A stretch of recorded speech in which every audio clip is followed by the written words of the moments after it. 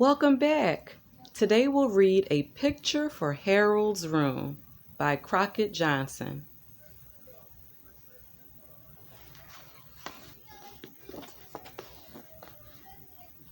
A Picture for Harold's Room.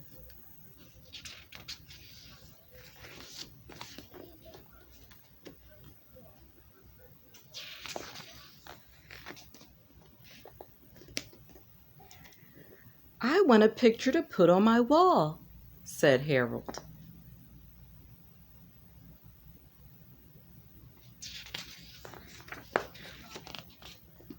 He drew a house with his purple crayon. More houses made a little town. It was far away.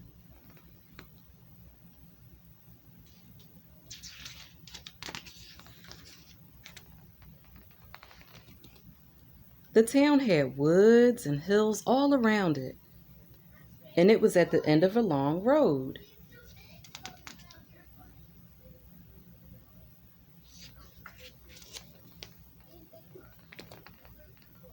It will look pretty in the moonlight, said Harold, and he stepped up into the picture to draw the moon.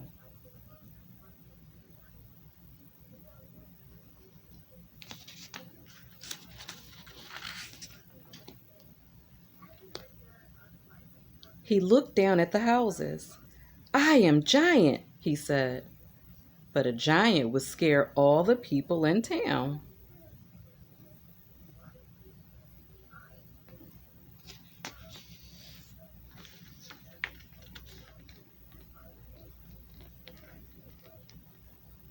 It is good no one woke up and saw me, said Harold.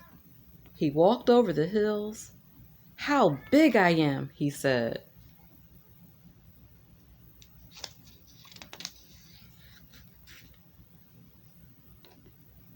Harold's head was above the clouds. With a few steps, he came to the end of the land.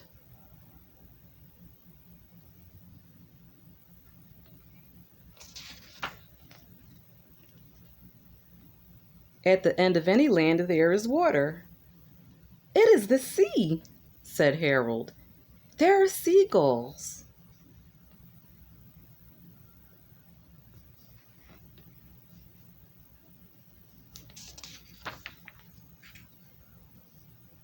Harold was big enough to walk through the sea. A great big ship went by. It was an ocean liner.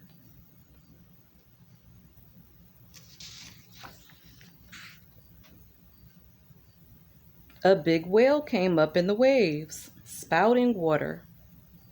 And just ahead of Harold was an old sailing ship.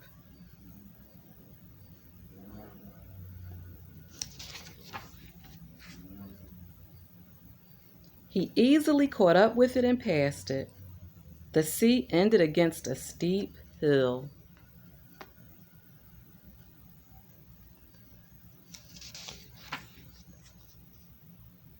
Harold needed some rocks to step on. He climbed out of the sea and onto the hill.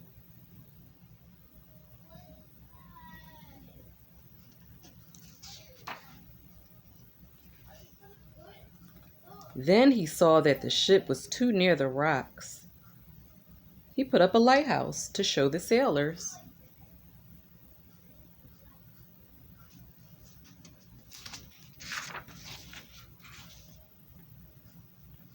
And he went on his way over high mountains. Harold was taller than the highest mountain.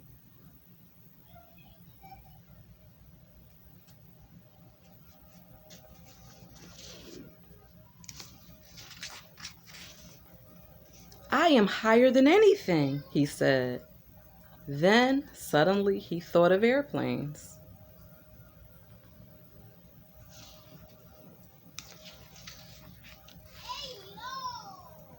Harold ducked his head just in time.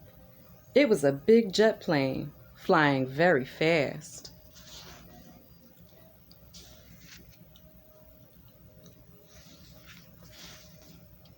There might have been a bad accident. Harold found a low place in the mountains.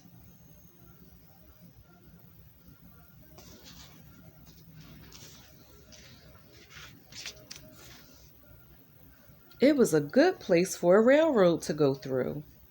It came out onto a long, flat field.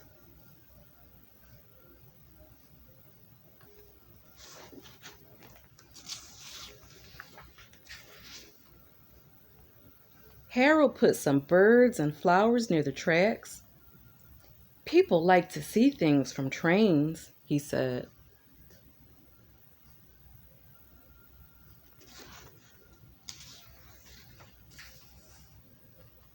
He went on, drawing tracks and birds and flowers, and he had to keep looking out for trains.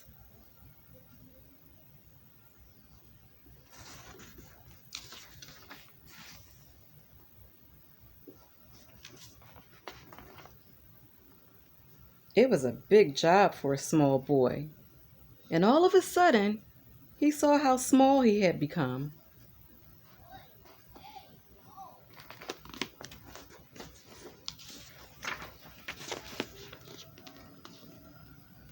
He was half the size of a daisy. He was smaller than a bird. How would he get home?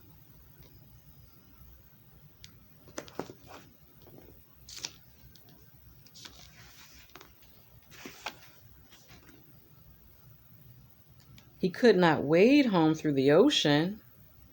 He could not climb those high mountains.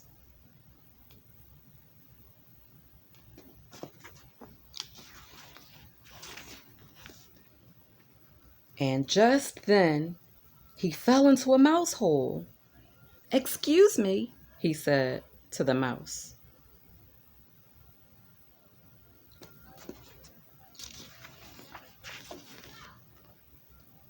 Then Harold sat down on a pebble to think.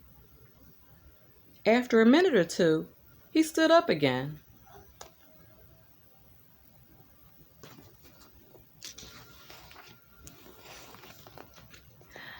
"This is only a picture," he said. And he took his crayon and he crossed it out.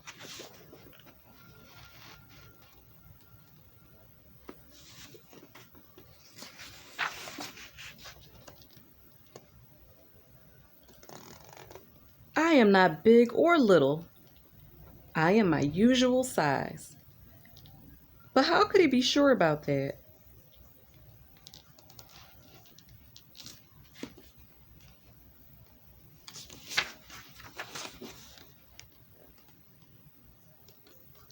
At home, he was always his usual size.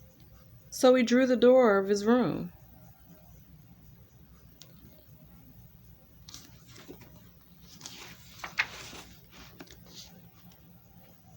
There was a long mirror on the back of his door.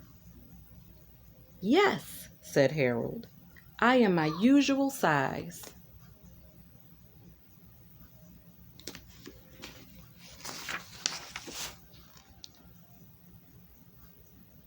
He was glad to be back in his room. He was tired, but he had no picture to hang on his wall.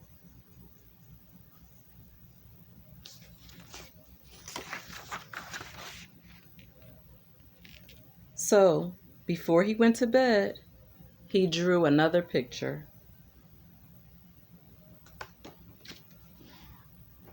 That's the end.